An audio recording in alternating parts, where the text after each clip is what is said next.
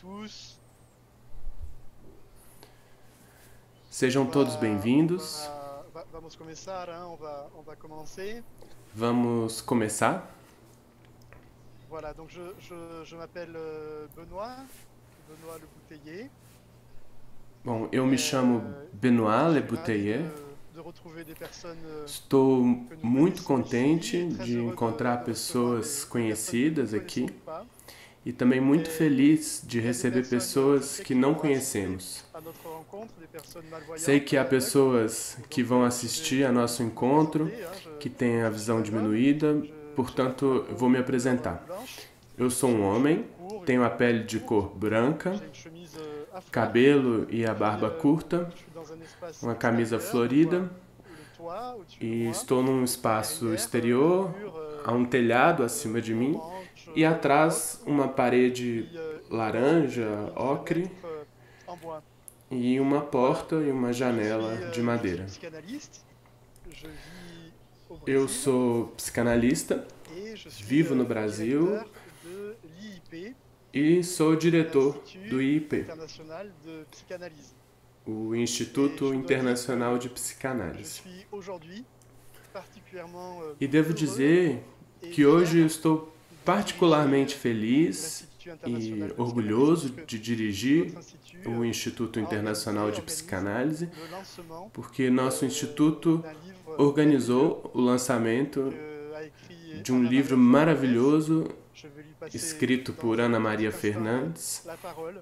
a quem vou passar a palavra num Un instante. mot, juste un mot pour vous parler de l'IIP. Mas antes, L'IIP, só avant uma tout, palavrinha para c'est falar do IIP. une équipe O IIP, antes de tudo, é uma equipe, de salariés. Alors, uma equipe composta de funcionários, eu não sei bem, eu já perdi a conta, mas algo em torno de 30 pessoas que trabalham no Instituto. Então, funcionários, professores, pesquisadores, tradutores. Inclusive, temos 2 tradutores aqui conosco, a quem eu agradeço muito, nosso querido Felipe e Anthony, que se juntou ao grupo há pouco tempo. Estou muito contente. Hoje temos 2 tradutores conosco de grande qualidade. Há também os intérpretes de Libras. São 2 pessoas hoje que vão garantir a tradução. E temos também conosco Marcelo. Bom dia, Marcelo. Então, Marcelo também é intérprete de língua de sinais. Ele é bilíngue, português, Libras.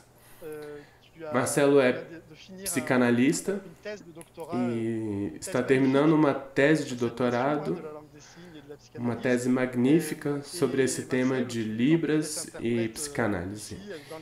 E Marcelo é, além de intérprete no IIP, ele cumpre também uma função extremamente importante como responsável pela acessibilidade, para refletir e executar políticas para favorecer a acessibilidade de pessoas com visão diminuídas ou cegas, surdas, e também propiciar a acessibilidade a pessoas autistas, etc. Bom, eu peço desculpa por não me lembrar das demais pessoas, porque sou um pouco leigo nessa questão. Há sempre muito o que fazer. Mas está prometido. Temos a intenção, é mais do que a intenção, é todo um trabalho que estamos desenvolvendo nesse sentido. Marcelo, agradeço muito pela sua presença. Você poderia se apresentar e apresentar também seus colegas intérpretes que hoje vão nos acompanhar? Obrigado, Benoit. Bom dia para todo mundo. Eu sou Marcelo, sou um homem cis, pardo, de cabelos escuros, uma barba, estou usando óculos, estou vestindo uma camisa polo de cor lilás. Estou aqui no escritório de casa e ao meu fundo tem um sofá e uma estante com uma porta de madeira e uma impressora e um computador. Agradeço, Beno, a apresentação e, para não tomar tanto tempo, só queria reforçar mais uma vez o privilégio que é compor essa equipe, o privilégio que é participar desse momento do IP, do Instituto, que se torna uma entidade tão sensível na transmissão da psicanálise nas suas mais diversas narrativas. Acho que isso que a gente pode pensar, a acessibilidade enquanto essa inclusão de vários discursos. Essa proposta de fazer somar e fazer circular um pouco desse saber, um pouco dessas inquietudes e um pouco desses desafios. Então, como o Benoit diz, estamos começando esse trabalho. Em alguma medida, esse evento de hoje também marca isso, com o lançamento desse livro, com essa proposta, com essa sensibilidade. E é isso que o Instituto carrega. Aqui comigo está minha colega Bruna, que está fazendo uma interpretação para a língua de sinais.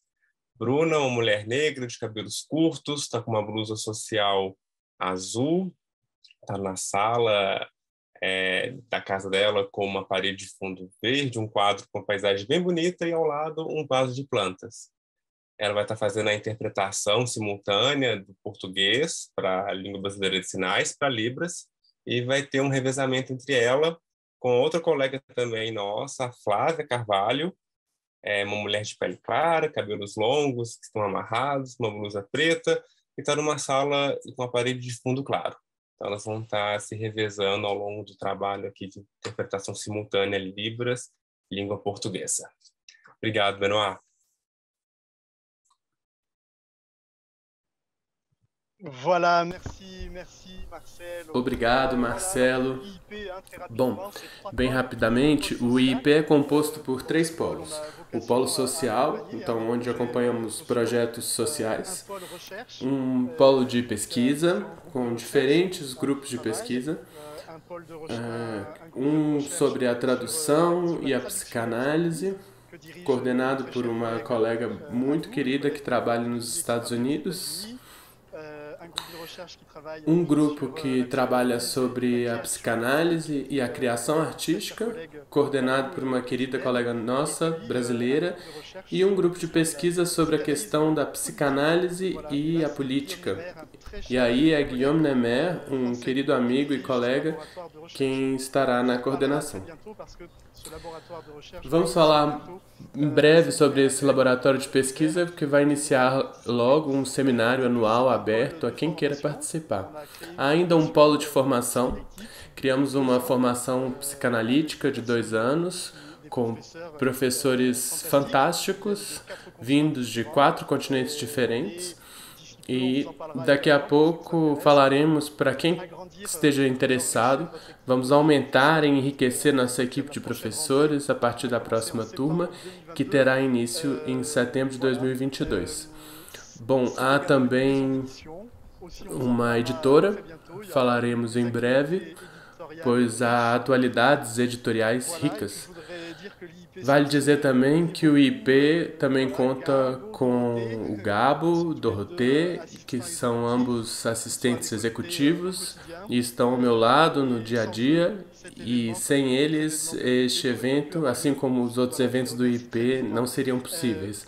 Agradeço muito a eles. O Instituto Internacional de Psicanálise tem como pretensão e ambição propor e construir uma psicanálise contemporânea, respeitosa de sua história e das pessoas das quais somos herdeiros, mas também voltado para hoje e amanhã, para além das fronteiras geográficas, para além de fronteiras de pequenas escolas e pequenos templos que fazem mal à psicanálise, e para além do campo psicanalítico, pois a psicanálise é inteligente quando empreende diálogos com pessoas que vêm de horizontes diferentes. Bom, vou passar a palavra à Ana Maria. A psicanálise, poderemos dizer muito simplesmente, muitos psicanalistas falam muitas besteiras sobre o autismo. Eu dirigi instituições por muitos anos e em muitos desses estabelecimentos acompanhei pessoas autistas e percebi e presenciei coisas horríveis ditas em nome da psicanálise. Eu penso que é necessário olhar para isso de frente, assumir essa história e, ao mesmo tempo, falta aceitar, olhar como estamos vivos na nossa teoria, nos nossos preconceitos, não sei como dizer em francês, nossos preconceitos. Acredito que sim. Essa jovem de 120 anos, que é a psicanálise, tem coisas inteligentes a dizer e também muito a receber e a aprender por pessoas autistas e pessoas que trabalham junto a pessoas autistas. Há pessoas conhecidas, pessoas que eu não conheço, mas há pessoas que eu reconheço e que são parte da equipe maravilhosa de uma instituição daqui do Brasil que se chama Segunda Letra, instituição que acolhe e acompanha crianças autistas. Tenho um grande prazer de participar como supervisor nessa aventura institucional. Então, eu passo a palavra à Ana Maria agora. Ana Maria Fernandes é dançarina, coreógrafa, professora de uma grande universidade no Brasil, que se chama UFMG, Universidade Federal de Minas Gerais. Brasileira, viveu muitos anos, mais de 20 anos, na França, e lá trabalhou em muitas instituições. Trabalhou em instituições psiquiátricas, prisões e também junto a pessoas autistas. Eu te deixo a palavra e a cena. É um imenso prazer e honra para mim e para nós receber você aqui hoje, Ana Maria. Merci, obrigada, Benoit. Bonjour, bom dia a todos e todes e todas. Eu estou vendo aqui que tem participantes, algumas pessoas lá da França com as quais eu trabalhei. Clemence, que está aqui, grande prazer. Merci, Clemence, d'être lá. Lilian, querida.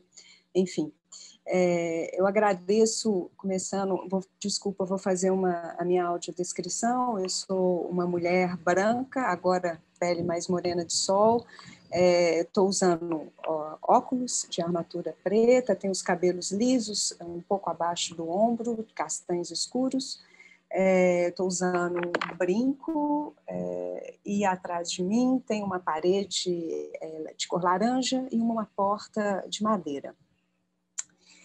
Então, eu gostaria de agradecer imensamente ao Instituto Internacional de Psicanálise pela oportunidade de estar aqui e principalmente ao meu companheiro, amigo e marido, Benoit.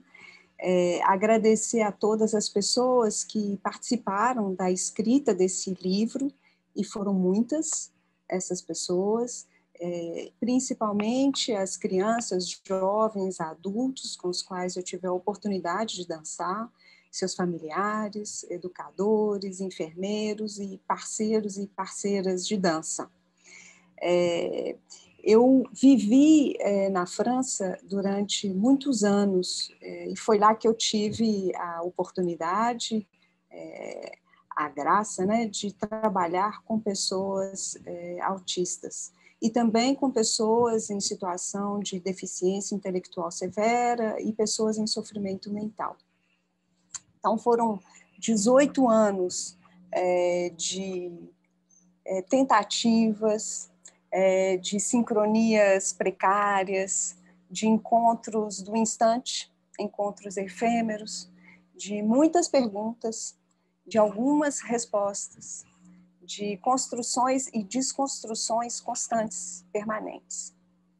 Aí, de tudo isso, de toda essa experiência, surgiu a tese, e da tese surgiu o livro, que hoje aí a gente está lançando. Eu queria falar que, antes de iniciar a tese, a escrita do livro, eu não sabia, ou praticamente nada sabia, sobre o que poderia caracterizar as condições daquelas pessoas que eu iria encontrar. Foi com o meu corpo que eu fiz a escolha de encontrar essas pessoas. Então, sem rótulo, sem ficha médica, sem nada que pudesse me dar algum indício de caracterização dessas pessoas. Eu queria encontrar cada sujeito com o meu corpo, com esse meu corpo nu, um corpo poroso, um corpo receptivo, com a minha escuta, com as minhas intuições.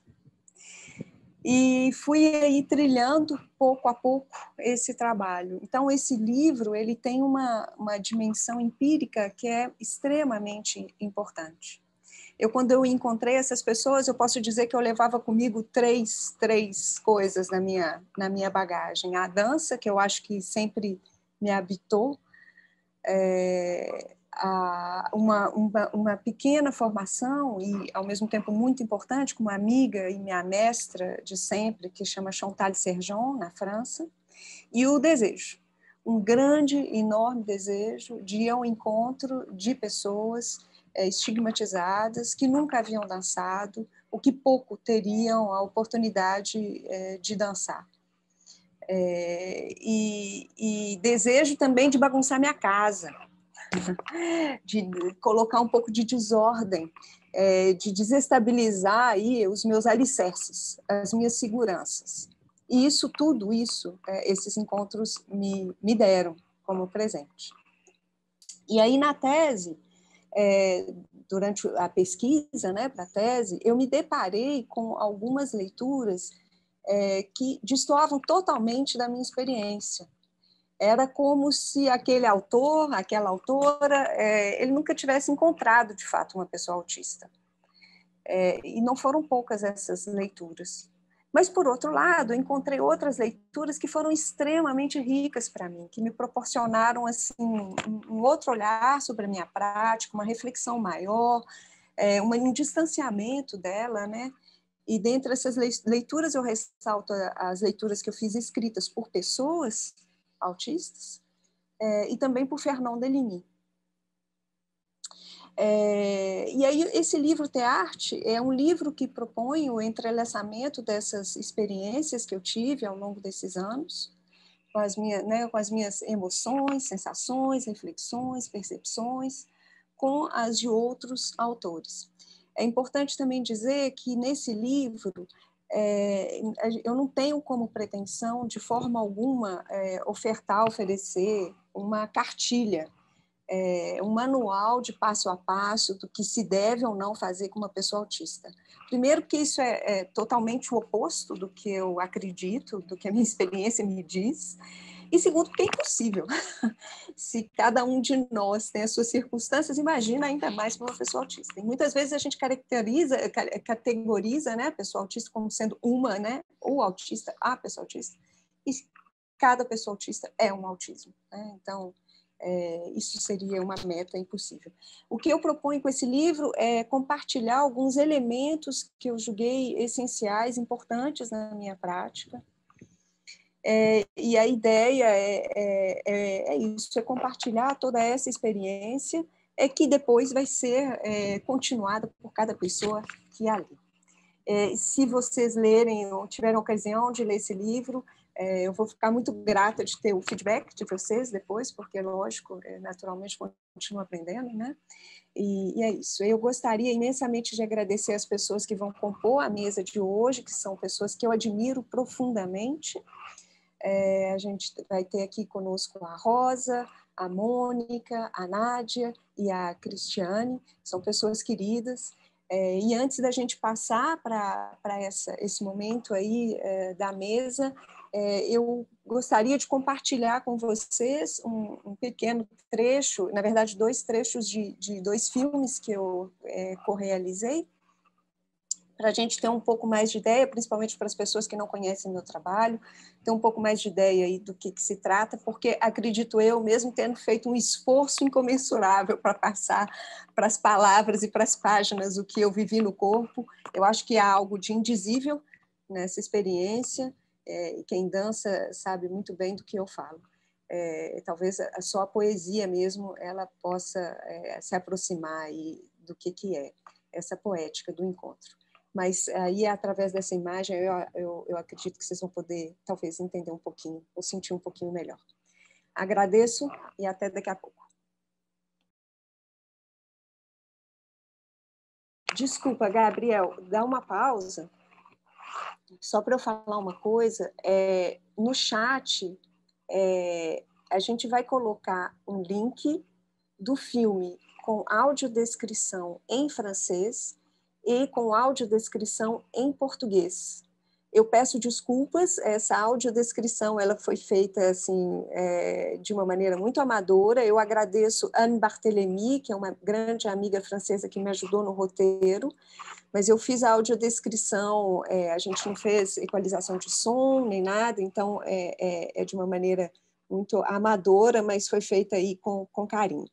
E se alguma pessoa que tiver com dificuldade de ter essa audiodescrição, que nos contacte depois, que eu posso depois passar o link novamente. Então, aqui na tela, na grande tela, vai ter o filme, que vai ser em francês e em português, vai ser a mesma coisa, e no chat vocês têm audiodescrição em francês e em português.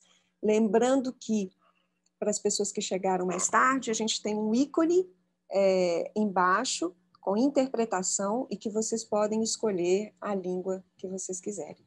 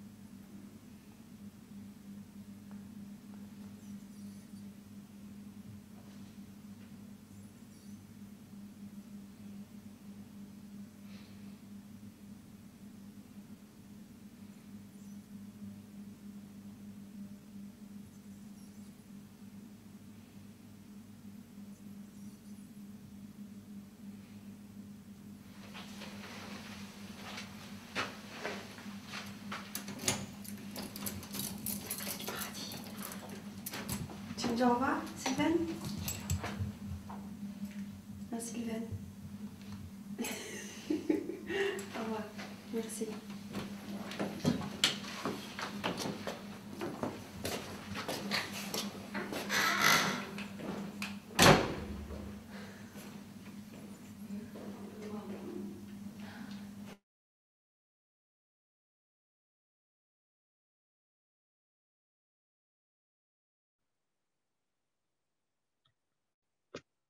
Voilà. Muito bem. Obrigado por essas imagens. Ana Maria, passarei agora a palavra a Cristiane. Cristiane Munhoz, te dou as boas-vindas. Bom dia. Cristiane é palhaça, uma artista da palhaçaria, também doutoranda sobre a questão do palhaço e as pessoas autistas. Você mesma é autista e agora eu te dou a palavra, o espaço é seu, seja bem-vinda.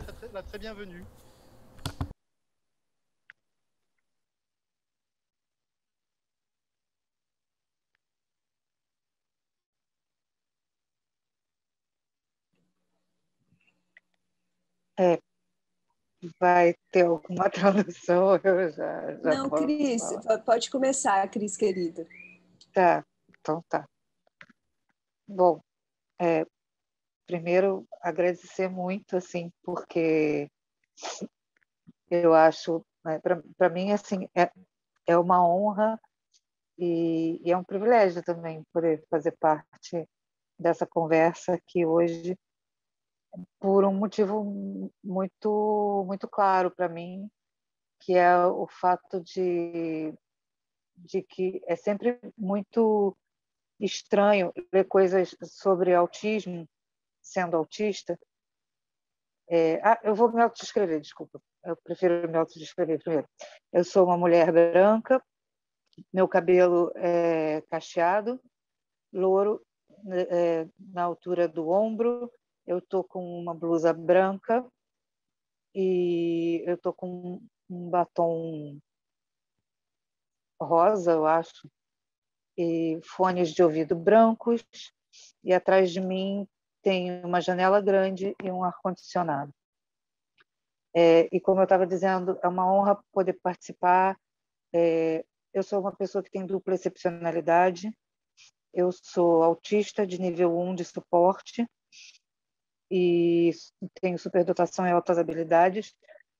Por vezes, pode ser que vocês escutem um barulhinho, que é o meu Steam Toy, que eu preciso dele para me concentrar em coisas como essa. Às vezes eu encosto ele no rosto, porque eu não sinto muito bem a pele do rosto.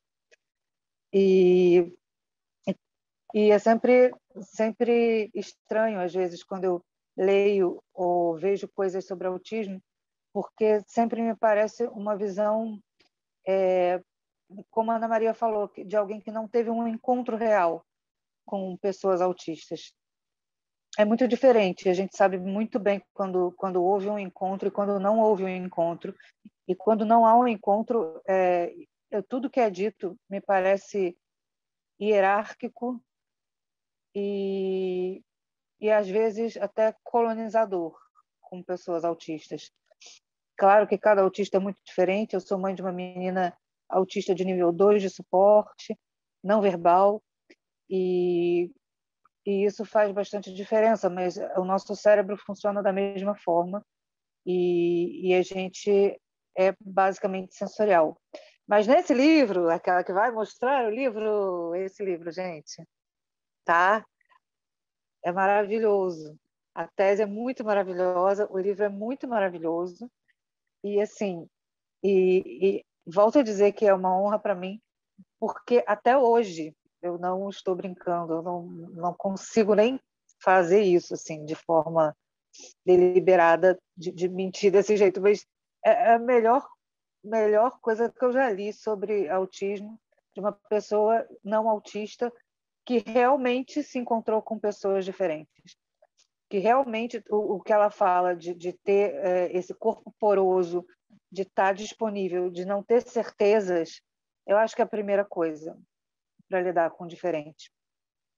Essa linha de vulnerabilidade em que você se coloca não acima do outro, mas disponível, aberto. Então é isso, desculpa se eu falei demais, eu vou apresentar as pessoas que compõem essa conversa hoje. A Nádia Figueiredo, psicanalista, mestre em psicologia clínica pela PUC, supervisora clínica institucional no CAPSI, em Neves, 2009, e em Contagem, de 2010 a 2011, supervisora do Serviço de Saúde do Agros, Viçosa, desde 2015, coordenadora clínica da Associação Segunda Letra, Atenção ao Autismo. Vai estar com a gente também a Rosa Primo, professora dos cursos de graduação em dança da Universidade Federal do Ceará. Desde 2014, desenvolve uma pesquisa em trabalhos solos, com colaboração de outros artistas. Em 2018, estreou 2 solos, Iracema e Tudo Passa a Ser Sobre a Terra. Não, Iracema e Tudo Passa Sobre a Terra. Temática com foco no feminicídio e etnocídio dos povos indígenas. Atualmente tem se dedicado aos estudos em dança com portadores do transtorno do espectro autista. E Mônica Rambi, psicóloga e professora da Faculdade de Educação da Universidade Federal de Minas Gerais, onde atua no ensino, pesquisa e extensão. Trabalha na interface psicanálise e educação especial e em projetos que articulam educação, arte e necessidades educacionais especiais. Então, eu vou passar a palavra para a Rosa, para começar essa conversa. Bom dia a todos. Primeiro eu vou me autodescrever, né? Eu sou uma mulher cis, parda, estou de óculos, tenho 49 anos, quase 50. Estou vestida com... aqui na tela dá para ver uma espécie de uma manga curta, verde lodo. Atrás de mim tem 2 portas, aliás, 3 portas. É uma janela e um pouco acima, pertinho lá no teto, tem uma caixa de ar-condicionado. Tenho o cabelo bem curtinho, grisalho atualmente, sobretudo na frente. E é isso. E antes de começar qualquer coisa, eu queria muito, muito, muito agradecer a possibilidade de estar aqui, né, de dividir com vocês esse espaço. Eu acho que os meus encontros com a Ana Maria, eu sempre, quando termina ou quando acontecem os nossos encontros, eu tenho a impressão que eu vi o que eu tenho de melhor de mim, né? Assim, quando eu olho para a dança e quando eu olho para o autismo, isso é uma das coisas mais importantes da minha vida, é onde realmente onde eu transito e eu consigo me ver dando o meu melhor, assim, claramente, né? Então, em todos esses momentos que eu estou junto com ela, é sempre muito importante para mim. Também sou mãe de uma criança com autismo, que atualmente está com 8 anos, e a gente fez uma espécie de uma conversa ontem, e foi muito bacana, né? Dividindo um pouco os nossos lugares aqui que a gente poderia conversar hoje, né? E, para começar, eu queria dizer assim, que o meu encontro com a Ana Maria foi quando ela veio aqui em Fortaleza. Eu sou de Fortaleza, está um calor horroroso, porque choveu, e não tem um pingo de vento, está tudo fechado. Inclusive, eu vi um ventinho aí pertinho da Ana Maria, me deu maior vontade de estar aí, porque venta, né? E aqui está um calor exportável, porque não venta nada, está tudo fechado, porque choveu. E ela veio dar um curso de dança, né? E nesse curso, durante a Bienal Internacional de Dança aqui no Ceará, haviam várias pessoas da área da saúde, sobretudo psicólogos e terapeutas, E eu acredito que, se eu não me engano, eu acho que só tinha eu e mais uma outra pessoa da área de artes do corpo, vamos dizer assim, né? Porque tinha um que era do teatro, né? E eu da dança. E de fato, foi um dos momentos mais interessantes, assim. Eu lembro até, eu estava dando uma olhada no caderninho de anotações, assim, por cima que eu fiz na época. E uma das coisas que eu anotei foi que é uma relação que privilegia a horizontalidade, trocando a hierarquia tradicional por espaços constantes e intensos de interação, aula de improvisação que envolve o desapego, a escuta sensível, a disponibilidade em compor com o inesperado, que mais aqui? A atenção no aqui e agora, e que algo que nos coloca num espaço de experimentação contínua. Isso foi na época, né, que eu fiz esse curso dela aqui. E eu lembro de uma vez, escutando ela numa live, ela disse assim que, se eu não me engano, foi algo desse tipo, que a primeira coisa que a gente deve trabalhar, quando deve não, quando a gente está junto com o trabalho com o autismo, uma das primeiras coisas é a aceitação do não. Né? E eu achei isso extremamente bonito e potente. E aí tem uma frase do Deligny, que eu gosto demais, que ele fala assim: todo querer é uma forma de violência quando queremos no lugar do outro.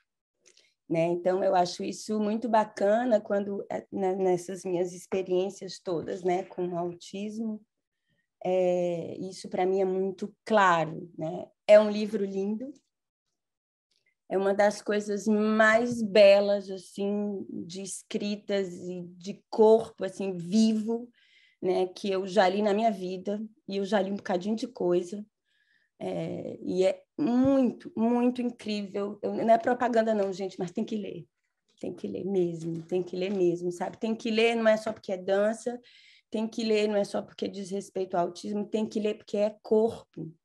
E a gente está precisando muito disso. Eu até fiquei me perguntando se, nas nossas relações com o corpo mesmo, se de fato ele como a Ana Maria disse, é um corpo poroso, né? Eu acho que quando de fato a gente se relaciona com o corpo, quando o corpo passa a ser esse um lugar de potência e de vida, não precisa nem ser poroso. De fato, as coisas acontecem, né?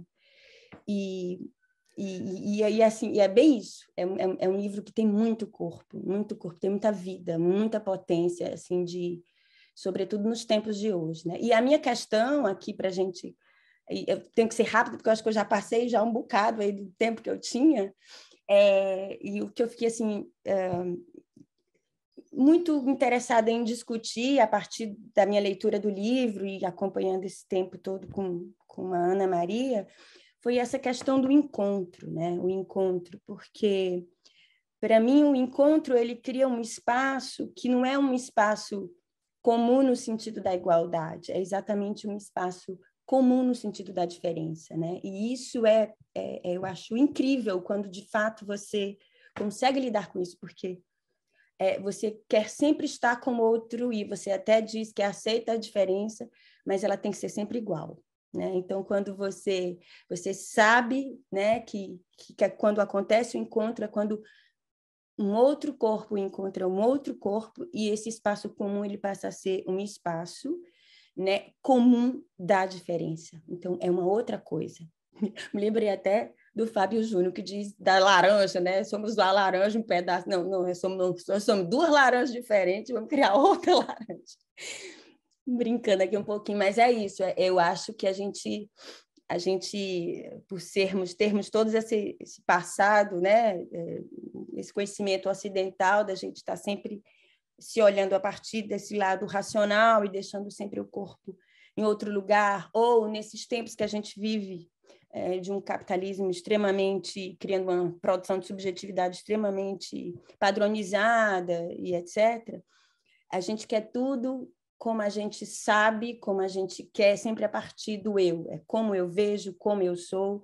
Então, esse espaço do encontro, ele fica sendo o encontro que eu quero, o encontro do que eu quero do outro, o encontro do que eu vejo do outro. É sempre um encontro comigo mesma. O outro, ele só vai dar apoio ao que eu sou, né? Então, é incrível é muito difícil, por conta desse mundo que a gente vive, dessa subjetividade que a gente vive hoje, a gente, de fato, ter esse tipo de relação, ter esses encontros, onde eu sou alguém que encontra outra pessoa com as suas diferenças e a gente cria uma relação. Parece um pouco óbvio falando assim, mas é extremamente difícil, né? Muito difícil, sobretudo nos dias de hoje. Então, é muito bom e é muito lindo quando a gente consegue, de fato, criar uma relação, quando a gente consegue, de fato, saber o que é um encontro. E esses filmes da Ana Maria é a coisa mais linda do mundo. Toda vida que eu vejo, até um pedaço, me dá um negócio aqui dentro de mim, eu tenho vontade de chorar. Toda vida, porque eu acho extremamente sensível. Eu acho assim de uma poesia nas imagens, né? Quem não viu, veja. É uma obra-prima, assim, sabe? De sensibilidade, de entendimento da vida, enfim. Então, é exatamente isso. Se você quer saber o que é um encontro, de fato, você tem que ver esse filme, né? Que ela botou o link aí abaixo. E eu acredito muito nisso, né? E é um privilégio a gente conseguir entender o que é isso quando a gente lida com o autismo. É muito forte, né? E por isso, Ana Maria, essa pessoa aí, né? E esse livro, e esse filme e tudo mais. Então, é uma das perguntas que eu faço, assim, a minha questão quando eu vejo tudo isso, eu não vejo, quando eu olho para o encontro a partir disso, eu não vejo nem como algo assim que o autismo proporciona, o que é importante para o autismo, não diz respeito a isso, diz respeito ao que é a vida hoje, o que é uma criação de uma relação hoje, o que é o encontro hoje, né? O que o autismo nos coloca a partir do que a Ana Maria traz é exatamente isso, não é? A questão não está no autismo, a questão está nas nossas relações, nos nossos encontros, e o quanto é necessário a gente entender isso e fazer esse encontro de fato, respeitando as diferenças, lidando com elas, fazendo disso uma potência mesmo, né? De vida, de alegria, de produção de alegria, de construção de um lugar outro, enfim, né? E para mim isso é uma das coisas mais necessárias na realidade onde a gente vive.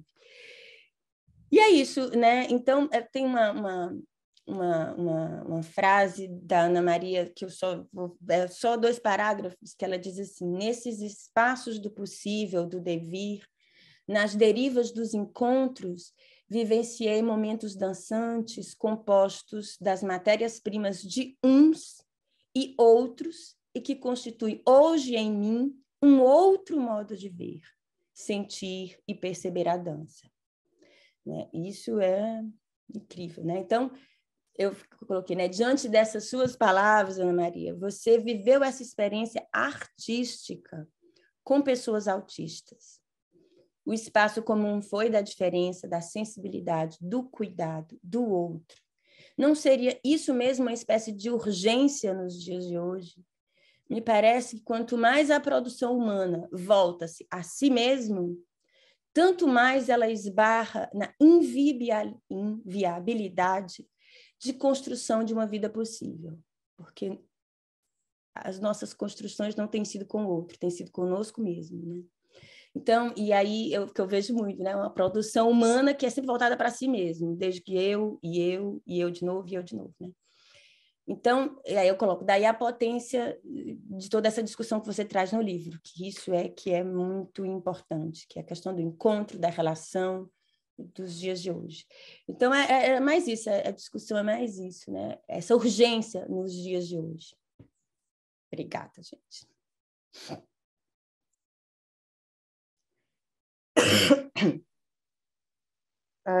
Eu fico muito feliz quando eu escuto vocês, assim. Acho que... E a gente está falando muito da dança, mas eu acho que é muito além da dança, sabe? O livro da Ana Maria, para mim, eu fico tocada porque eu gostaria de fato, que assim, que muitas pessoas tivessem acesso. Não as pessoas, sabe? Não as pessoas que se interessam por autismo, não as pessoas só que se interessam por dança.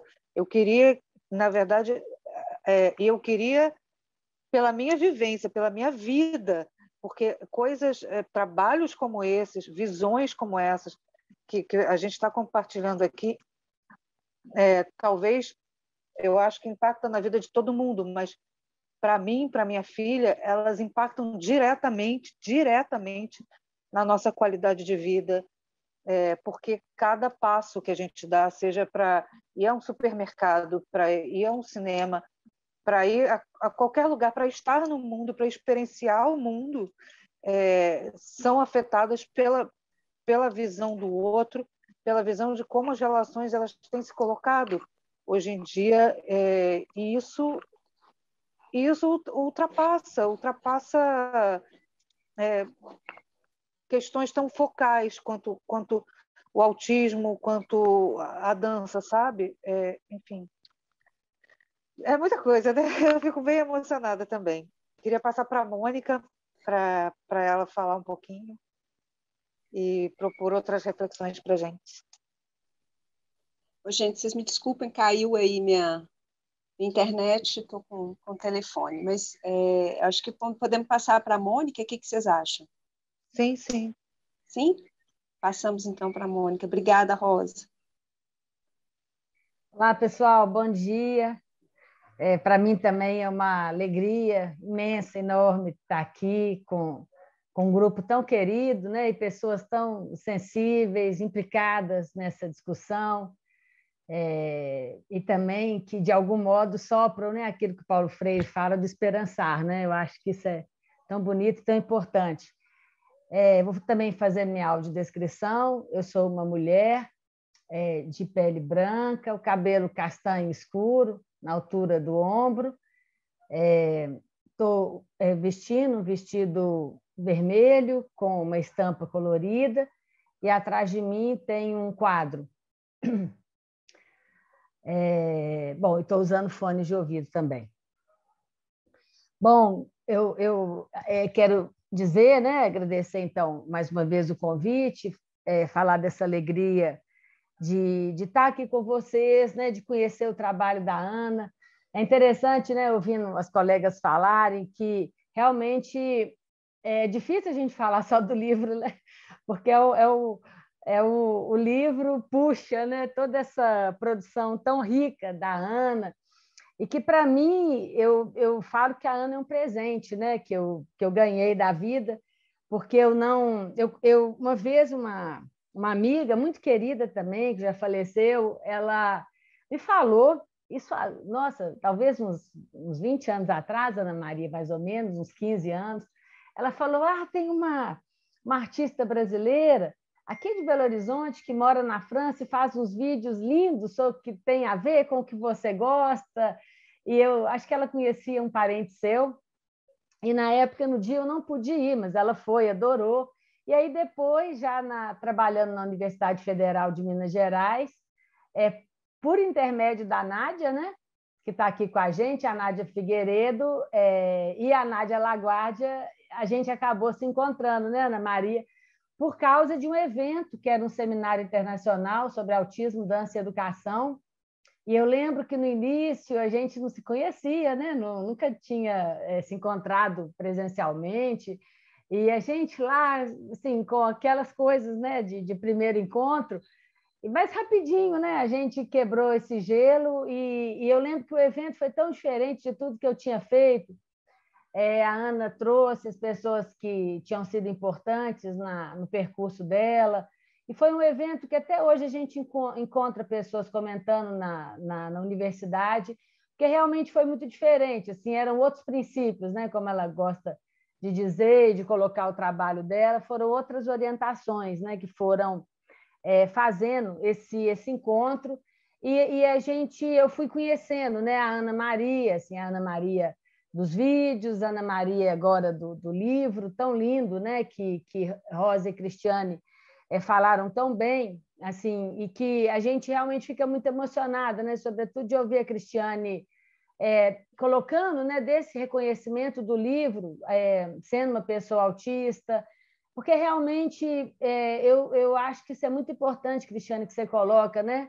Um livro sobre autismo escrito por alguém que não é autista e à medida que você fala, né, que teve essa porosidade, eu acho que isso é muito, muito bacana, né? E realmente coloca o livro num lugar muito, muito sublime, muito especial, né? Bom, eu queria só também, assim, as pessoas foram falando e eu fui mudando um pouco aqui o que eu queria falar, porque a gente vai se reconfigurando.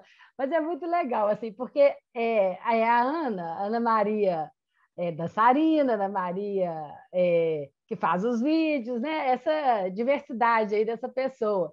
E eu convivo, né, com a Ana Maria professora, Ana Maria extensionista, e é muito interessante porque essa Ana Maria, né, do desapego, do colocar os outros para trabalhar, e ela já trabalha muito e coloca todo mundo para trabalhar. É muito legal, assim, porque a gente vê que é um traço, né, um traço dela, da singularidade dela muito forte, e que vai envolvendo, né, na verdade, as pessoas que se identificam e que gostam, né, e que talvez entendam que a vida é isso mesmo, elas vão junto, né? E com as estudantes lá, a gente tem um grupo, né, no Arte Diferença. A Ana tem vários grupos, né? Eu costumo comentar com ela que eu falo assim, como é que ela consegue administrar tanta coisa? Mas as alunas dão muito retorno, né, de como que isso funciona no percurso formativo dela, esse desapego da Ana de não ser essa professora assim, colada nas alunas, né, que coloca as pessoas a trabalho. Então, queria falar um pouquinho disso, né, que eu acho muito interessante e acho que isso vai aparecendo, viu, Ana Maria, no seu trabalho, nas diferentes linguagens, né? Bom, queria também colocar uma questão, aí eu vou, se der tempo, Ana, eu queria também te ouvir um pouco, que eu escolhi, né, uma questão que eu acho muito importante, que me atravessa há muitos anos, assim, que é a questão da nomeação da diferença, né? E que ela está no seu livro, ela está nos vídeos, ela está nessa convivência cotidiana, nesse cuidado, né? A gente, cada vez mais, a gente tem nomes muito prontos, né, para a experiência das pessoas, para a vivência.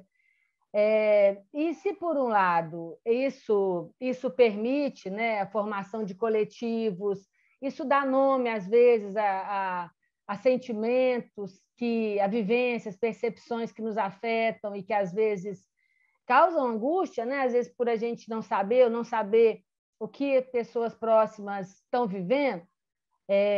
Por outro lado, facilita muito a ideia de que a gente saiba tudo sobre o outro, né? Então, isso, às vezes, do meu ponto de vista e da experiência, do que eu vejo, né? Às vezes, os nomes, os diagnósticos, as nomeações da diferença, vamos dizer assim, de um modo geral, mas isso também muito preso, né, também num discurso médico, um discurso médico, né, aí dos médicos, da área psi, todos esses grupos, né, que estão envolvidos nessas questões, muitas vezes isso gera, né, nessa padronização aí que a Rosa falou, do próprio capitalismo, uma nomeação rápida e que dá pouco espaço para o sujeito dizer como ele ou ela vive essa questão, né? Porque é isso que é a grande questão, né? E você, a gente até brincou nessa semana, porque a Ana teve no grupo de estudos Corpos Mistos, e a gente estava comentando que muitas vezes, por exemplo, eu venho de uma formação na área psi, e muitas vezes, descuidadamente, a gente pode querer ver os prontuários antes de conhecer o sujeito, né? E você faz uma inversão total no seu trabalho, né? Você realmente coloca o sujeito à frente, que é o que eu penso que é o correto, né? Eu acho que a gente sempre deve conhecer o sujeito primeiro, porque os sujeitos raramente vivem tão classicamente os diagnósticos que lhes são atribuídos, né? E os diagnósticos, eles sempre têm limites, né? Eles sempre têm a mão humana, né? Então, eles sempre trazem limites, eles nunca dão conta da totalidade. Na questão do autismo, a gente tem visto isso, eu acho que realmente é só quando a gente não quer ver, porque as biografias, os relatos dizem disso, né? Às vezes, autistas não verbais, e que conseguem escrever livros, que têm uma experiência e uma leitura super depurada, sensível, né? Então, Ana, se você quiser um pouco comentar, né, dessa questão e como você vive isso, né, no seu trabalho, pensando que você busca uma poética do encontro, né, que muitas vezes bate de frente nessas questões da nossa vida cotidiana. Obrigada, Mônica.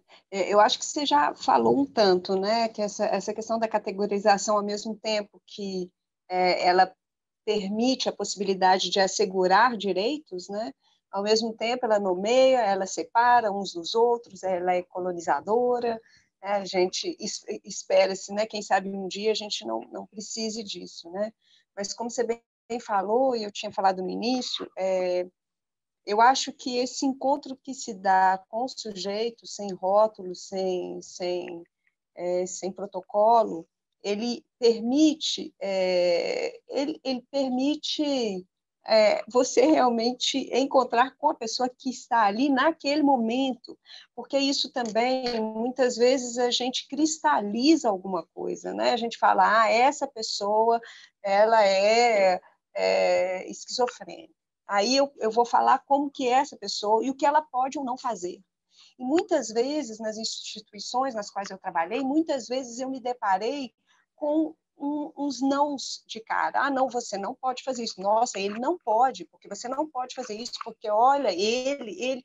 Eu não queria nada disso, eu não queria saber nada disso, porque tem um lugar de instabilidade muito grande. Nós somos instáveis, você não é a mesma que ontem, não vai ser a mesma que depois de tomar uma cerveja, depois de tomar um vinho, depois de encontrar com um amigo. Assim, nós somos momentos, né? Nós somos esses agenciamentos, né? E muitas vezes, para pessoas estigmatizadas, que têm aí categorias, a gente esquece disso. Então, elas são é muito mais fácil cristalizar alguma coisa com essa pessoa. E, para mim, o fato de não ir ao encontro dessas pessoas por meio dessa ficha médica, me permite encontrar realmente com o sujeito, daquele momento, daquele instante, móvel, instável. E isso, para mim, é de uma grande riqueza. Isso não quer dizer que tem sempre que ser feito assim, longe de mim, porque algumas pessoas precisam disso e talvez trabalhem muito bem assim, mas é uma maneira que eu encontrei para estar mais aberta, para ter esse lugar de corpo mais poroso, e porque tem um lugar, como a Cris bem colocou no início, tem um lugar do não saber, que é imenso ali nesse trabalho, é imenso. O que a gente sabe é que a gente pouco sabe, ou quase nada sabe. Então, se eu for com toda essa categorização, com tudo isso atrás de mim, eu vou armada. É muito mais difícil de eu me despir. Isso eu falo, né, para mim, que são escolhas minhas. Né? Eu não sei se eu... E eu acho que tem uma dimensão política muito grande, sabe, Mônica? Esse lugar tem uma dimensão política muito grande. De um fazer na sociedade, que é o que a Rosa estava falando, né? Não é só a questão do encontro com o sujeito autista, é o lugar do encontro, esse lugar da categorização. Então, uma pessoa, um morador em situação de rua, então eu posso categorizar, né? Uma pessoa ali que eu vejo na rua ali vestido daquela maneira, eu posso também. Então, isso eu acho que nos faz trabalhar o nosso próprio olhar, de maneira contínua, com as pessoas que nos cercam, né? E me faz pensar muito também com essa questão do estrangeiro, né? Que vem também aí com o que a Rosa estava falando. E o estrangeiro me faz pensar aí na noção do Derrida, de hospitalidade, esse estrangeiro que não é o mesmo, que não fala a mesma língua que eu, que não tem os mesmos hábitos que eu. E como que eu acolho vou acolher esse estrangeiro na minha casa. Até onde eu acolho esse estrangeiro? Eu vou acolher ele ali na varandinha, vou dar um chá para ele ficar ali longe, vou falar, oh, que legal, estou acolhendo esse estrangeiro e estou lidando assim com a diferença assim desse jeito que não me toca, que não me atravessa.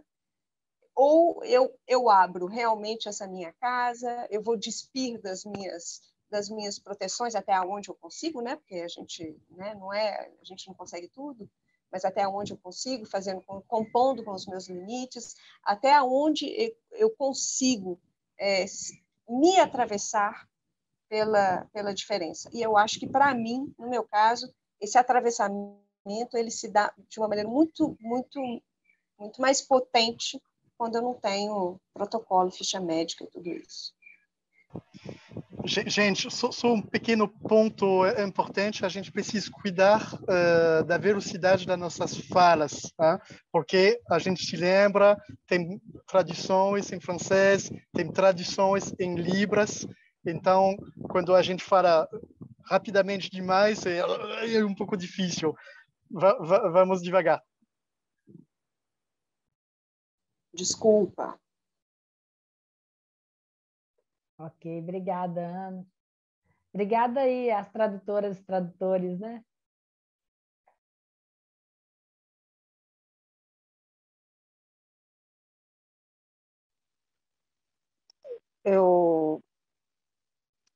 Bom, a gente está fechando essa primeira parte. Acho que várias coisas foram colocadas, várias reflexões também, porque, na verdade, mais do que questões, acho que são reflexões, né? Porque é uma coisa muito interessante que a Ana falou agora, que a Ana Maria falou agora, é essa coisa de que a gente não é sempre o mesmo. Eu acho que a gente tem um eixo, né? Mas a gente é sempre fluxo, né? A gente é sempre fluxo. O homem esquece, a mulher esquece, o ser humano esquece que a gente é a natureza também, né? E a natureza, a physis, ela tem estações, a gente também tem outonos, a gente também tem invernos, a gente também tem primaveras, e às vezes elas mudam muito rápido. E a questão da nomeação também é muito interessante, porque a gente autista sempre se viu nomeado pelo outro, né? Pelo não autista, sempre se viu a própria denominação autismo, que foi mudando ao longo da história dos estudos sobre autismo, ela é uma nomeação que não vem da gente, que não vem de pessoas autistas. E isso, né, a gente sabe como que a palavra e como que o discurso, eles são importantes, inclusive na subjetivação e nas identidades, né?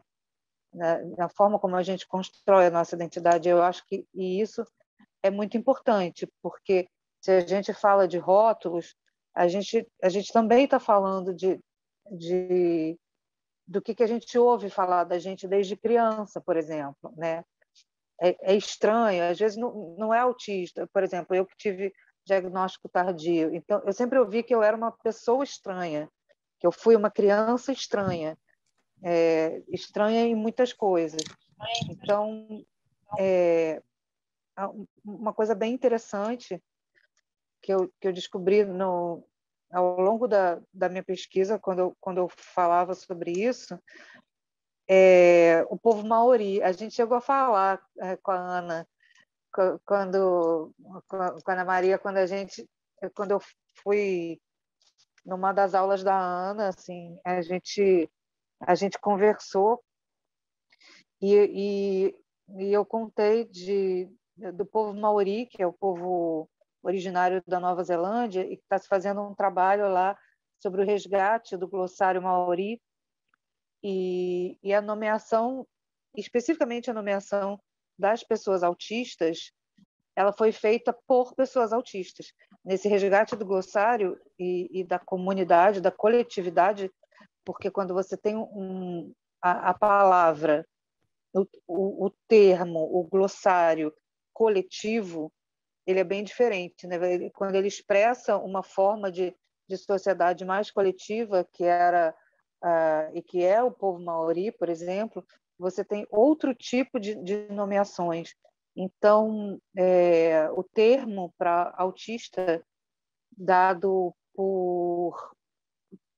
pelo povo maori é Takawakanga, se não me engano, assim, e significa em seu próprio tempo, em seu próprio espaço. E isso, para mim, traduz muito mais o que a gente é do que autista, que tem uma raiz assim que parece que a gente está, e que muito foi dito ao longo da história dos estudos sobre autismo, de que é isso, a gente está tá no mundo deles, não, a gente está nesse mundo. E se trabalhos, se reflexões como essas não forem feitas, aí sim se coloca a gente à parte, sabe? Coloca a gente num outro lugar, num lugar separado, num lugar feito, criado para a gente, que não foi a gente que criou. E eu acho muito interessante também, dentro do livro e das coisas que foram colocadas, a questão desse reconhecimento do outro como um outro, né, como um diferente. E, a partir disso, se você respeita essa diferença, você respeita também, já que a gente está falando de narrativas, de glossários, de termos de língua, a gente respeita também que esse discurso seja diferente. Então, que se passe a respeitar e validar as narrativas corporais como narrativas comunicacionais. Existem muitos autistas não verbais e autistas como a minha filha que se comunicam por aplicativos de comunicação alternativa. Isso quer dizer que eles só se comunicam por palavra? Absolutamente não. Que a gente passe a ver o corpo como comunicacional, como quando não necessariamente padronizado, com uma comunicação padronizada, porque isso é novamente você impor a forma como você fala para um grupo que funciona diferente. A dança, nesse sentido, essa porosidade do corpo que a Ana Maria traz com o trabalho dela, que é tão importante, que você vê nas imagens, de fato, que você revê no livro, são tão preciosas, porque elas validam narrativas corporais como narrativas de comunicação, como quereres, como desejos expressos, e não apenas a palavra. E isso é de essencial importância para a gente, porque a gente funciona por sensorialidade. A gente é sensorial. Então, se você requer da gente um outro funcionamento, você está de novo, aquilo que a Rosa falou, né, colocou também, assim, você está de novo querendo ver o outro a partir de você, querendo que o outro seja um espelho seu, sabe? Aceitando o outro e respeitando o outro a partir daquilo que ele se assemelha em você. E não, o encontro não é isso. Ele parte de outros princípios.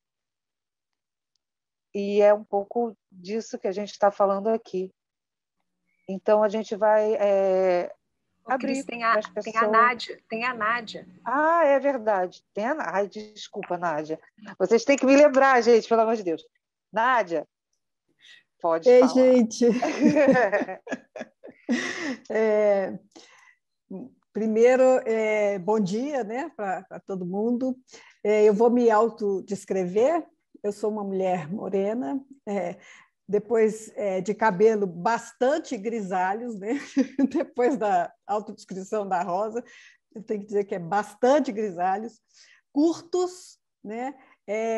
Eu visto uma blusa amarela, eu estou com fone, atrás de mim tem uma porta de vidro e mais atrás ainda assim um verde com muitas plantas. Bom, primeiro eu queria agradecer a vida por ter conhecido a Ana. Eu acho que foi realmente um presente, como as pessoas já falaram, né? Eu acho que a Ana tem isso no entorno dela, né? Mas também queria agradecer demais a Ana a oportunidade de estar aqui nessa mesa, partilhando esse encontro, né? Desse livro maravilhoso com essas pessoas incríveis. Então, é também, para mim, uma honra e um privilégio, né? Eu vou falar aqui dos efeitos do trabalho da Ana no que me concerne enquanto psicanalista, né? E alguém que ama trabalhar com autistas, né? Desse lugar.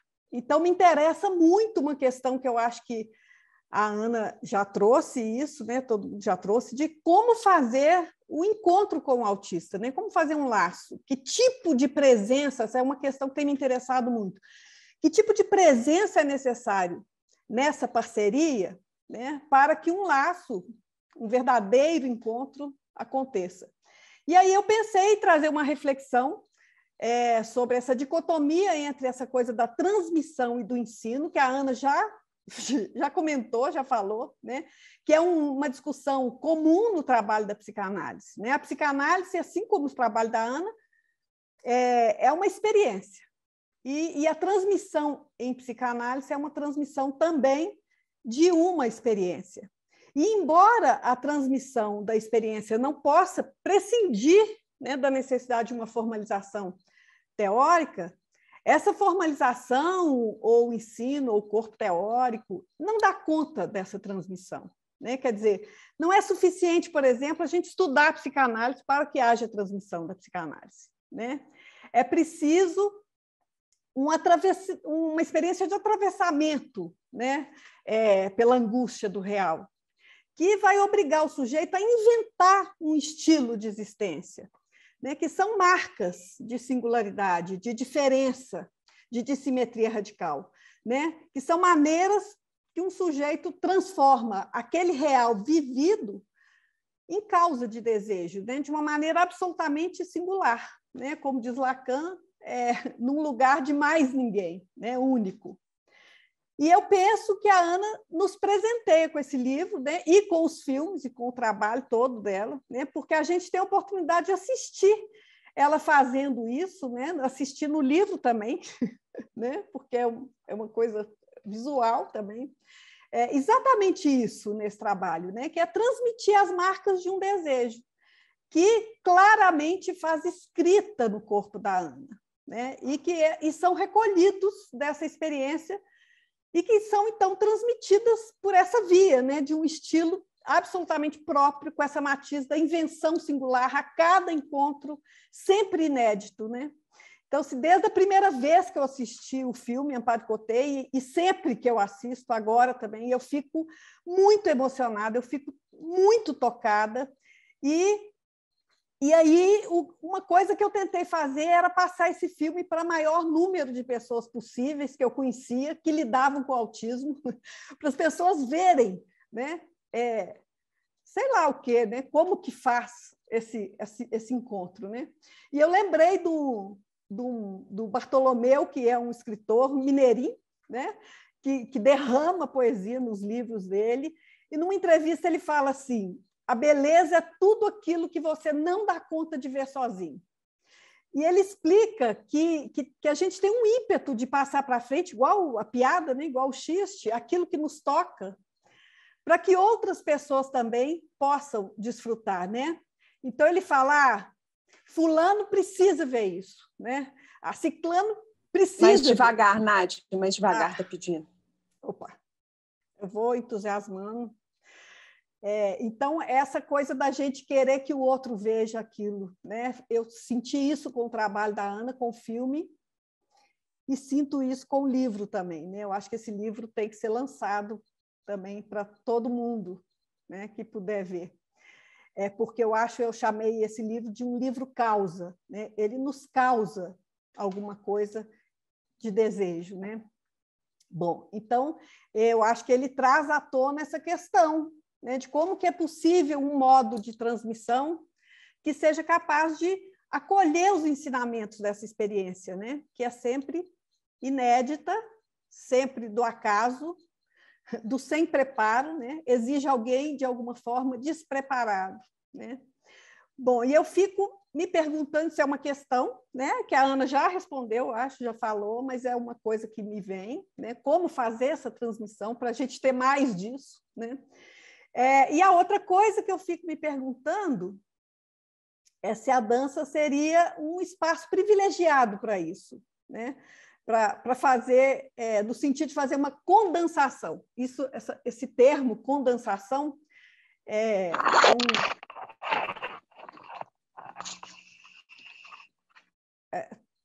pode continuar? Bom, pode. É um neologismo, né, que o Lacan utilizou, talvez a única referência à dança que eu tenha visto, que ele fala, é uma frase muito enigmática, que a frase é assim: há alguma coisa que nos surpreende por tão pouco servir ao corpo como tal, que é a dança. Isso permitiria escrever de um modo um pouco diferente o termo condensação, né? Ele estava falando isso quando ele estava dizendo que o homem não é o seu corpo, ele possui o corpo, né? E eu fiquei pedindo para você escrever a frase, Nádia, depois. Tá, eu escrevo depois. Está no Seminário do Sant'Antonio, essa frase. É uma frase muito enigmática, eu custei muito a entender ela, e eu fiquei pensando muito, porque era o único lugar que eu encontrei que ele falava sobre dança, e eu fiquei pensando o que se condensaria aí na dança, né? E eu fiquei pensando nisso, assim, se é um espaço privilegiado. Por quê? Porque para a psicanálise, o sujeito ele nasce a partir de algo que o Lacan chama de acontecimento de corpo, que seria uma amarração entre o organismo e a linguagem. Então, o corpo é uma construção, né, que é resultante de um encontro primeiro, que é contingente, né? Quer dizer, o organismo vivo ele se choca, por acaso, com um significante, né, com a linguagem, causando um impacto no corpo e fazendo orifícios, buracos, né, que ele chama de buracos gozantes. E nessa colisão, né, nesse acidente, o organismo se transmuta em corpo vivo, que se goza. Então, o efeito corporal do significante, entrando no corpo, não é um efeito semântico de significação, mas é um efeito de gozo, né? E o contorno desse buraco, desse vazio que a linguagem, e qualquer tipo de linguagem, né, faz no organismo, deixa uma marca que vai singularizar cada sujeito. E esse vazio que é bordado, né, pelo que se chama em psicanálise de letra, né? Esse vazio ele é bordado por o que a gente chama de letra.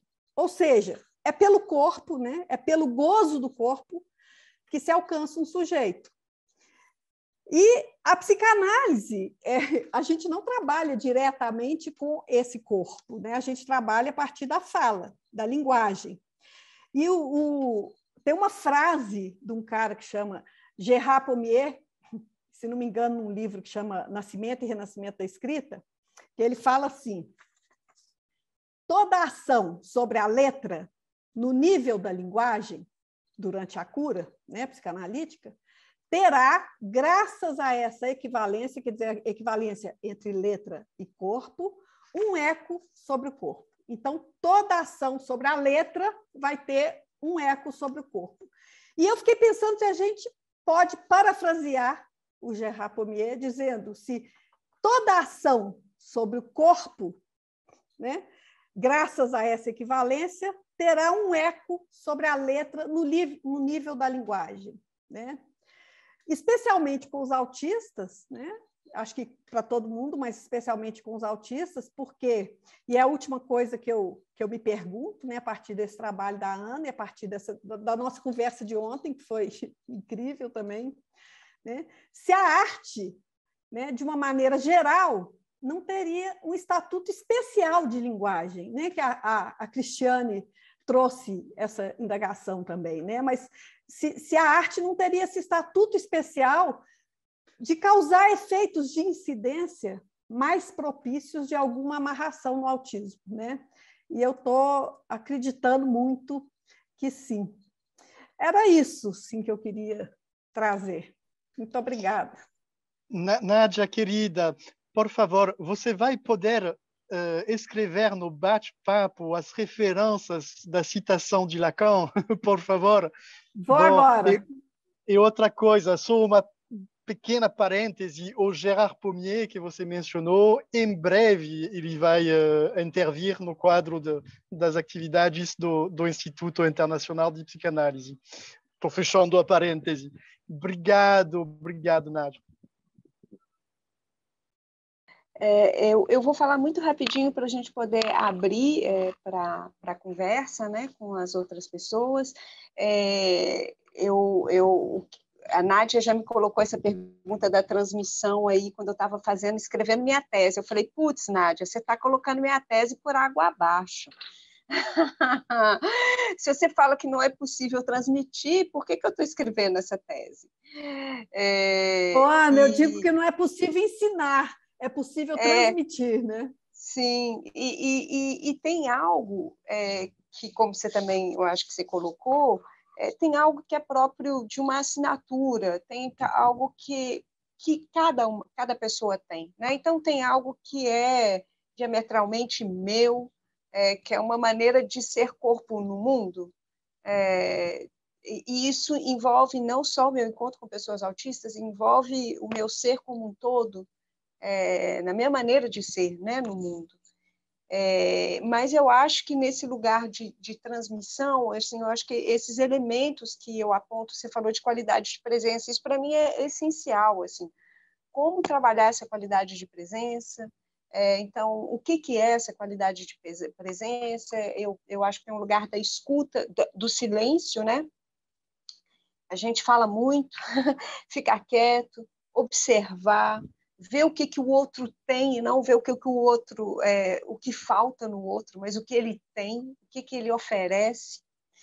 Esse lugar que eu falei de porosidade, de receptividade, um lugar de não saber, que eu acho que tem que estar presente o tempo todo.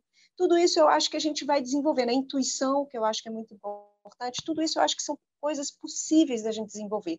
Mas eu estava pensando hoje, fiz uma caminhada aqui hoje, e eu estava pensando nisso, eu acho que tem uma coisa que não tem jeito, que é o desejo, que é esse lugar, assim, eu adoro esse trabalho, e isso eu não posso ensinar para alguém gostar disso. Eu acho que tem uma coisa própria de um interesse, de uma curiosidade. A Rosa ontem estava falando, eu amo pessoas autistas, eu amo dançar com pessoas autistas, eu também amo esse trabalho, então é algo meu. E isso eu acho que não tem jeito da gente transmitir. Eu acho que tem jeito da gente transmitir assim, um lugar de observação de si mesmo, do quanto somos ou não colonizadores, o quanto somos, né? O quanto somos, eu acho que nós somos, mas o quanto podemos desapegar disso, esse lugar do desapego, tudo isso eu acho que é possível a gente desenvolver. É isso. E abandono do projeto, né? Eu acho que é um lugar também muito importante nesse trabalho, abandono de projeto, de objetivos finais, de trabalhar com um instante. É isso, então acho que a gente pode, Benoit, se você quiser abrir aí para uma roda aí de conversas mais larga. Obrigada, gente.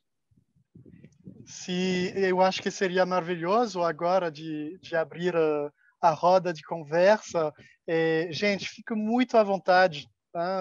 Cada um pode falar a partir de onde ele está. Licença, pessoal, deixa eu fazer um adendo.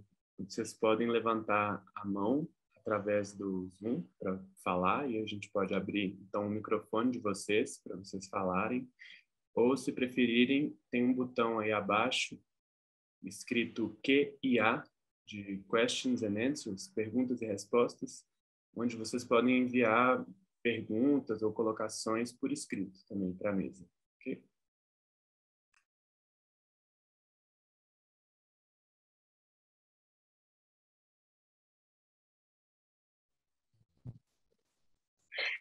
Estão me ouvindo? Gabriel? Benoit? Escutamos você. Vocês estão me ouvindo? Sim, Mônica, Sim. estamos te Então, ouvindo.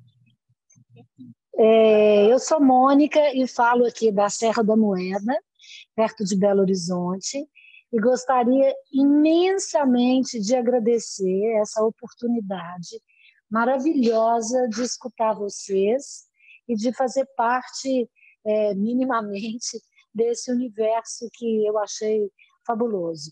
A provocação que eu queria para vocês, para a mesa, para a Ana, é que a gente pudesse, eu não sei se faz sentido para vocês, eu sou psicanalista, né? E aí perguntando assim, será que a gente pode pensar que um dos atributos, vamos dizer assim, que a gente desenvolve, que não sei se tem ou desenvolve, ao lidar com esse universo, talvez passe por uma relação diferente com a morte. Porque eu fiquei pensando que suportar essa diferença e se colocar como esse corpo de poros, né, poroso, achei essa imagem tão linda, Ana, porque sim, é um corpo poroso, né, todos os poros do corpo estão envolvidos nisso, né, e acho que isso tem a ver com, de alguma forma, não temer tanto a morte da imagem, a morte da expectativa, a morte de um corpo que pretende não ser fragmentado, só que né? Então, queria provocá-las um pouco com isso. O que vocês acham? Se faz algum sentido. E, no mais, agradecer novamente. Um enorme prazer participar dessa experiência. Muito obrigada. Mônica, muito obrigado dessa pergunta, dessa pontuação.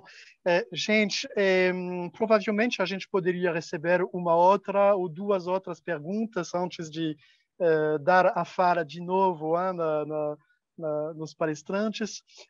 Só para dizer para vocês, é óbvio, caso uma pessoa quer fazer uma pergunta em francês, é possível, e também caso uma pessoa quer fazer uma pontuação, uma pergunta em libras, é possível também, né? Então, fique muito à vontade. Uma outra pergunta, provavelmente?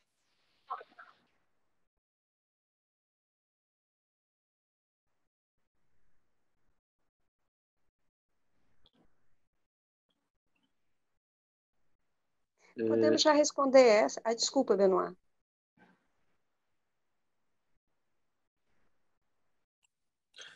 Benoit, tem o Mohamed e a Charlina, eles estão com a mãozinha levantada. E eu não sei se tem que habilitá-los, liberá-los para poder fazer a pergunta, mas dá para ver aqui eles levantaram a mão. Sim, Mohamed já está liberado a fala. Bom dia a todo mundo e obrigado por esse encontro tão rico em informação. Os testemunhos me impressionam muito porque eles carregam uma mensagem de esperança e de vida.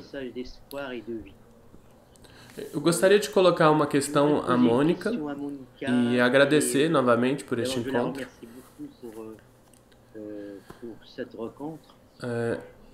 Eu trabalho junto a crianças autistas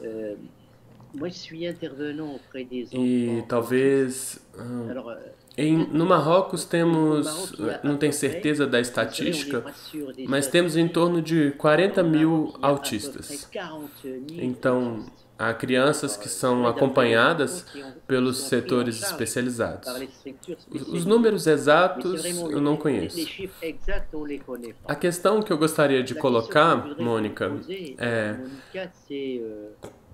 como os operadores, como nós, como podemos lidar com a demanda dos pais que esperam ou que têm um desejo ou um fantasma de que seus filhos sigam uma escolaridade normal, sabendo evidentemente que estamos perante o que é alguma coisa de um déficit intelectual, um atraso cognitivo. Pronto, eu paro por aqui. Muito obrigado. Et merci beaucoup. Muito obrigado, Mohamed. Vou aproveitar a ocasião para dizer que temos aqui conosco outras pessoas do Marrocos, da Bélgica, de Portugal também, dos Estados Unidos, que nos seguem. Muitas pessoas daqui do Brasil, evidentemente. Podemos talvez discutir a partir dessas duas pontuações, a da Mônica e do Mohamed. Eu vou começar com a da Mônica, e depois deixo aí a palavra para as minhas colegas. Mônica, primeiro agradecer a sua presença, querida Mônica. Eu acho, Mônica, que o que me vem assim de maneira espontânea e forte é que nesse trabalho específico com pessoas autistas tem algo que essa coisa do instante é muito forte. Isso quer dizer que o que se produz, o que foi produzido, o que aconteceu num momento, isso pode ser que nunca mais se reproduza. Então, tem algo que a gente perde, a gente pode perder ali naquele momento. E com isso, eu acho que tem alguma coisa de morte ali, né? Porque não é uma coisa assim, amanhã vai ser, eu vou reencontrar isso, ou vai ser melhor, ou eu vou conseguir avançar um pouco mais. Não é necessariamente isso. Pode ser que sim, mas pode ser que não. Então, tem esse lugar de desapego muito grande do segundo que vem depois. E talvez sejam essas pequenas mortes, né? Seja lidar com essas pequenas mortes.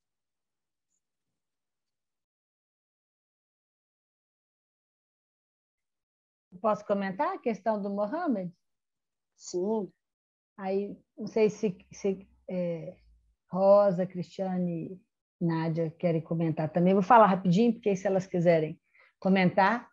Aqui no Brasil, a gente passou por um processo longo de desinstitucionalização, mas a gente tinha também muitas crianças, jovens, adultos com o diagnóstico de autismo, né? Institucionalizadas. Algumas crianças passavam uma boa parte da vida nas instituições, mas eu acho que é um tema muito importante e é um tema que sempre volta, né? Por exemplo, agora, no momento político que o Brasil tem, a gente tem tido muitas disputas no sentido de tentativas de voltar à institucionalização. Agora, o trabalho, quando você fala, Mohamed, o que fazer, né, com o desejo dos pais em relação à escolarização, uma escolarização mais comum, aqui no nosso caso, o que eu posso depreender da nossa experiência, que talvez, né, possa ser compartilhada com outros lugares, é um processo de trabalho grande com as famílias, com as escolas, com as professoras, os professores, no sentido de repensar a própria escola. O que a gente observou, assim, que as escolas muito rígidas, né, em termos de acolhimento e de normas e do próprio currículo escolar, elas têm muita dificuldade, né, com as diferenças que os alunos apresentam. E aqui a gente dá um nome a isso, que é a questão da inclusão escolar, é um nome polissêmico, contraditório, que tem várias questões que a gente pode problematizar, mas desde que o processo de inclusão escolar começou, se iniciou também um processo longo, né, de revisão da própria escola. Isso não quer dizer que as escolas conseguiram se rever como idealmente se queria, mas, de algum modo, me fez ver que nunca é, por exemplo, um trabalho só da família, é um trabalho também das escolas, da política pública, dos suportes. É muito importante os suportes, né? Porque, às vezes, o sentimento de solidão das crianças, jovens, adultos autistas é muito grande na escola, né? Então, é muito importante também pensar Ontem a Cristiane, por exemplo, falava dos coletivos, né? Realmente, assim, para as crianças pequenas, às vezes não dá para a gente pensar em termos de coletivo, mas a gente pode pensar nos suportes, né? Às vezes, estratégias dentro da escola que possam também fazer um trabalho de acompanhamento. Então, é todo um trabalho a se fazer. né? Mas nós temos tido experiências muito interessantes, sobretudo de implicação da sociedade também nessas questões, né? Acho que é muito importante a gente não individualizar essas questões, né? Mas elas são questões que implicam a cidade, a política pública, por isso que é um trabalho mais amplo. Né? Ok. Tentei falar devagar, viu, Benoît? Essa questão, posso comentar rapidinho? Por favor. Eu acho que, assim, eu digo que pessoas diferentes, e especificamente pessoas autistas, elas são pessoas bomba, porque elas bombardeiam todas as estruturas que existem. Então, a gente não consegue pensar só saúde, só educação, ou só, sabe? Eu acho que a gente passa a ter que redimensionar os paradigmas nos quais a nossa sociedade se estruturou.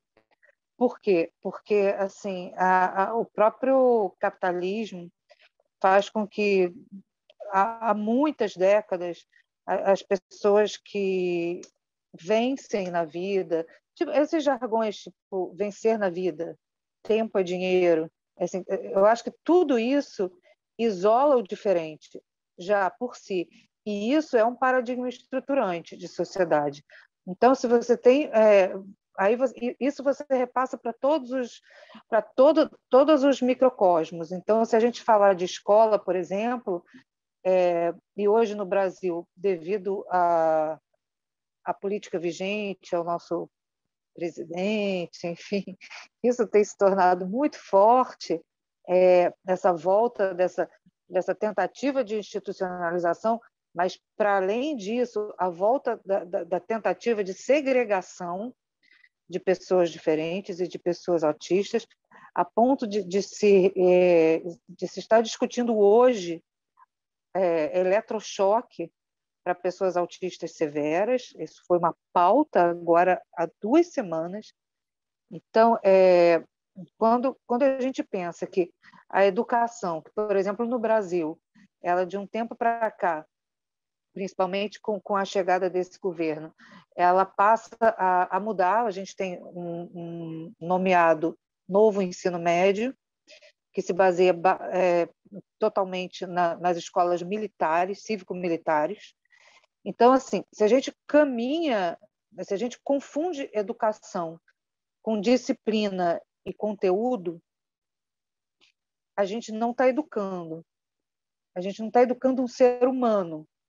Então, nisso, já vai assim, é uma base estruturante, sabe? Então, eu digo que pessoas autistas, a própria existência da gente faz com que você fale assim, mas, poxa, mas então é isso? Educar com conteúdo e disciplina? Então, que tipo de sociedade precisa de conteúdo e disciplina? A gente educa uma criança, um jovem, para o mercado de trabalho? Essa é a visão da vida, da existência humana? É você trabalhar, consumir e produzir? É nisso que se estrutura a nossa existência? Porque, sim, se for nisso, todas as pessoas com deficiência, por exemplo, elas vão estar isoladas, porque elas não podem produzir e consumir com a mesma velocidade que o sistema capitalista necessita. Hoje em dia, até pessoas neurotípicas sofrem com uma exigência de uma produtividade que é desumana e que diminui a humanidade em nós, diminui a dimensão da existência. O que é existir? O que é estar nessa vida? Não pode ser só pagar boleto e gerar renda. Né? Então, desculpa, era só isso. Cris, obrigada. Eu queria só falar uma coisinha, que também, pegando aí o gancho no que a Nádia tinha falado sobre arte, eu acho que aí justamente a arte, falando aí em termos aí na escola, e não só na escola, ela tem esse lugar também de uma grande potência, porque ela acolhe a pessoa ali com o que ela pode, com o que ela quer, com os seus desejos, e não, mais uma vez, não a partir de uma falta, mas a partir da potencialidade. E isso eu acho que é incrível, esse modo de de fazer com o outro, e que eu acho que outras disciplinas, outras áreas do conhecimento têm muito que aprender. Então, eu não chego querendo colocar um saber de uma certa maneira, mas eu chego com uma bagagem e que eu vou encontrar o outro com a bagagem dele e vamos construir juntos esse lugar. Então, acho que a arte, principalmente dentro da escola, nesse contexto aí, o Mohamed está falando, a arte dentro da escola, ela tem muito a contribuir com esses processos que aqui no Brasil a gente chama de inclusão. Só queria falar também uma coisinha assim que eu acho que é muito importante a partir do que a Ana Maria falou e do que a Cris falou agora também, que é uma das coisas que eu acho mais potente na arte e no autismo, que é exatamente essa questão de ser dela, de não se adequar a esse sistema, sabe? Eu acho isso incrível, porque eu ando atrás hoje de modos de vida de resistência contra isso, sabe? Então, quando eu olho assim para o meu filho que tem autismo, quando eu vejo esse lugar, né, do autismo como uma pessoa que não tem como viver nesse sentido de que tempo é dinheiro, isso não tem como. Né? Então, eu acho isso já de uma grandeza absurda, porque por si só já resiste a isso. Né? Então, isso por si só nos humaniza, sabe? Então, eu acho incrível isso. Assim como eu acho que o lugar da arte é aí. É exatamente nesse lugar da resistência. Então, nesse lugar, arte e autismo, eles se encontram assim de uma maneira muito potente, porque para mim é isso, sabe? Eu olhando assim, né, esse modo de viver e de lidar com a vida desse jeito, ou seja, nesse lugar da resistência, da potência, da produção da alegria, da singularidade, sabe? Da diferença. Para mim, é isso. É um aprendizado que nós diariamente temos que ter. Meu filho é uma pessoa que me ensina todos os dias.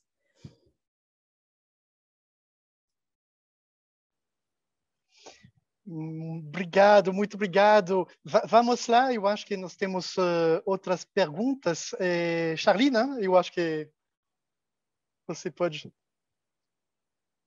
fazer a sua pergunta. Charlina, bem-vinda. Bom dia. Primeiramente, eu queria mesmo agradecer, até por ter respondido uma questão minha do último encontro do IPE, o Benoit deve lembrar, de como que eu trabalho com uma pessoa que ela não consegue, né, ceder a fala, enfim, só pela via do ato. Isso traz muita insegurança para a gente que trabalha. Eu trabalho num CAPES 1, então a gente tem usuários autistas, e assim, é muito desafiador, porém é muito instigante, é uma coisa que eu gosto de me propor a fazer, mas assim, ao mesmo tempo dá muita insegurança, e quando a gente vê um trabalho desse, assim, abre tantas portas, tantas possibilidades, e dá vontade de ir agora do CAPES, enfim. No final das contas, eu queria agradecer muito, assim, por vocês estarem produzindo isso, e eu já tentei até fazer contato com a Nádia em algum momento, porque a gente faz supervisão clínica institucional também no nosso CAPES, e a gente queria muito uma abertura para como a gente iria trabalhar com esses autistas, sabe? Porque vem encaminhamento médico indicando TCC, lógico que, né, muitas mães vão optar por isso, tudo bem, mas, assim, o meu posicionamento enquanto profissional dessa instituição é dizer para a mãe que é possível trabalhar pela minha via, que é a psicanálise.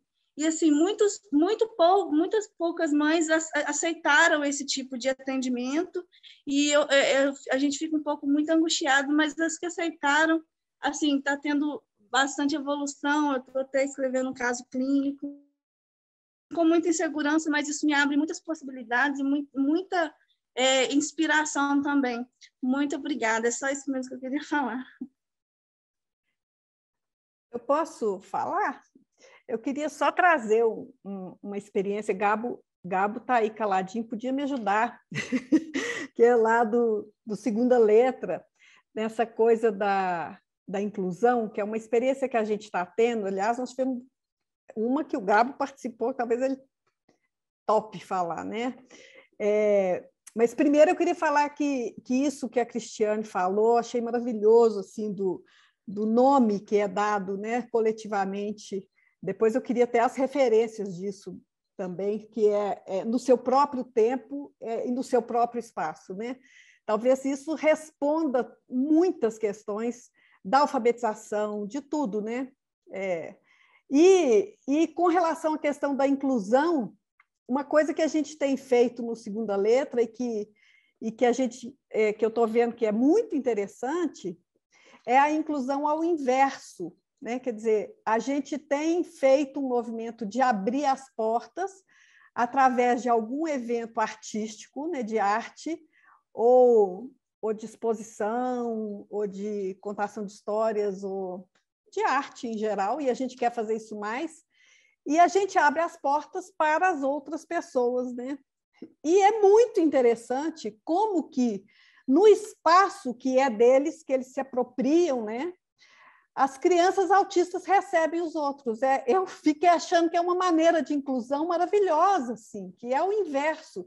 Eles estão sempre tendo que serem aceitos ou acolhidos ou qualquer coisa pelos outros, né? Mas a gente tem feito o contrário, que as outras pessoas é que têm que se incluir no espaço deles, e a gente tem tido muitas surpresas, né? Aliando essas duas coisas, a coisa da arte e a coisa dessa inclusão ao inverso, né? E a gente teve uma experiência que talvez o Gabo tope dizer, né? Assim, você topa, Gabo? É claro.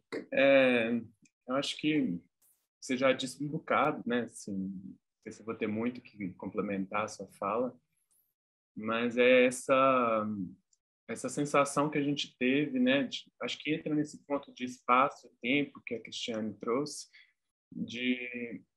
dessa inversão, né? Ao invés das crianças autistas irem para algum lugar e ficar todo esse esforço de inclusão, que é uma espécie de pressão também, a gente faz esse movimento de abrir a casa com algo que a gente produz ali, né? Assim, seja um livro, uma revista, um momento ali de brincadeira, de contação de história, e a gente repara isso, né? Que essas crianças estão super interessadas em receber os outros, né? Apesar de que muitas vezes as pessoas dizem, né, desse desinteresse, mas parece que quando a gente né, quando o espaço que é apropriado pelos autistas recebe as pessoas vindas de fora, né, elas também sentem esse brilho, né, que é receber alguém, esse brilho do momento, né, de ser um anfitrião de um lugar. E a gente repara assim algo especial que acontece, mas acho que a gente ainda tem que fazer muitas vezes para ir afinando mais e mais esse dispositivo, né? Ô, Gabo, eu estava pensando naquela experiência em que vocês foram na escola. Ah, sim. Eu achei que foi muito legal. Sim, não sei se você quer falar disso. Também. Claro. Teve uma vez que a gente foi até a escola de um dos meninos que a gente atende, e na ocasião ele tinha uma série de dificuldades com os colegas, ele ficava isolado na escola, tinha todo esse desafio, né, da inclusão em jogo entre a equipe da escola. A gente estava um pouco em interlocução com o pessoal da equipe, e nós resolvemos ir para lá, para a escola, levando algo daquele tipo de encontro que a gente fazia lá no Segunda Letra, que era um encontro muito aberto para aquilo que aquela criança gostava de fazer, de criar, aquele modo de estar, né? A gente na época pensava muito nessa coisa. Nós trabalhamos com artes do corpo, artes da presença, acho que entra um pouco nisso, assim. Então, a gente foi para lá e a gente esteve ali junto com essa criança, um pouco daquele jeito que a gente costumava estar lá na casa, né, do Segunda Letra. E, de repente, algo mexeu ali na escola, né? O olhar das crianças neurotípicas para aquela criança mudou muito. Parece que os colegas tiveram assim, interesse em entrar um pouco no universo, no tempo, no espaço dele. E desde então a gente aposta um pouco nisso. Assim, eu acho que a relação dele com a escola mudou também depois disso, né? E a relação da escola no geral com ele também. Acho que teve uma série de deslocamentos aí. Bom, Benoit, antes de você fechar, você vai fechar, né? Eu queria só falar uma frase que vai durar 1 minuto, posso? Acho que posso, né? Não falou nada, né? Pode, claro. Posso. É sobre esse lugar que eu acho que atravessa aí muitas falas, dessa comunicação com o corpo, dessa comunicação não verbal, esse outro lugar de relação. O que eu acho também que, pelo menos para mim, né, que eu acho que a gente tem que ter em mente, é que a gente nunca sabe. E a nossa leitura vai ser uma leitura feita com o corpo. Pelo menos a minha leitura é uma leitura feita com o corpo. E eu acho que a gente tem que tomar um cuidado muito grande nos momentos de interpretação. E é muito fácil interpretar. É muito fácil falar aquela pessoa não gosta disso porque isso causa isso e ela prefere isso. Então, acho que a gente tem que guardar com muita preciosidade nossa parte de ignorância contínua nesse trabalho. Então, se faz com o corpo, eu leio com o corpo, eu me relaciono com o corpo, mas tateando, eu pouco sei, porque senão, muito rapidamente, a gente começa a ter certeza, e eu acho que é um lugar de incerteza permanente, e é isso que eu acho que é o que deve guiar, ao meu ver, né, esse trabalho. Ana Maria, o Romerito colocou uma pergunta. Romerito é brasileiro e vai trabalhar com IP sobre essa questão da acessibilidade. Ele pergunta se há um formato do seu livro acessível a pessoas cegas?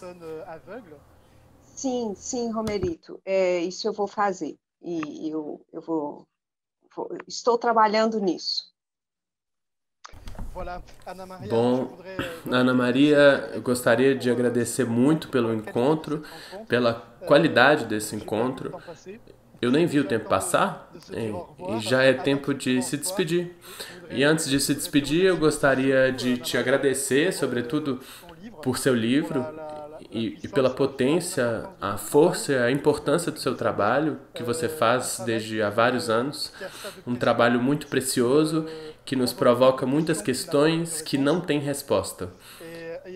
E neste tempo em que gostaríamos de entender, de ter controle sobre tudo, acho que é muito precioso criar espaços onde as questões podem emergir sem que as rebatamos com respostas.